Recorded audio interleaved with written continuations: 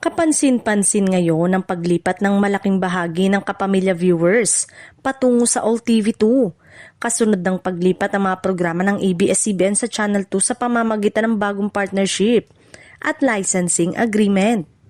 Marami sa mga dating loyal na nanonood sa TV5 ay unti-unti nang lumipat ng channel upang patuloy na masubaybayan ang kanilang paboritong kapamilya shows. Ayon sa mga obserbasyon ng netizen at industry insiders, malinaw na sinundan ng audience ang content, hindi ang network.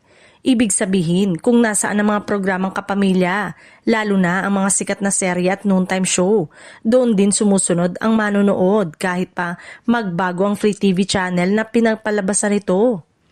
Isa sa mga patunay dito ang pagtaas ng ratings ng All TV2 sa primetime slot kung saan umeere mga kapamilya program.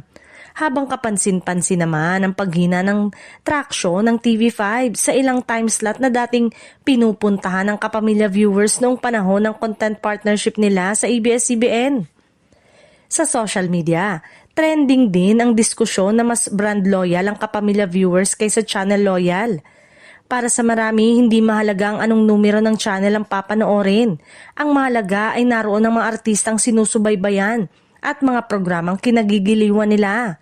Sa kabuuan, malinaw ang mensahe ng audience, content is king. At sa kasalukuyang sitwasyon, ang lakas ng hatak ng ABS-CBN programs ang pangunahing dahilan kung bakit iniwan ng maraming kapamilya viewers ang TV5 at sinundan ng network sa All TV2.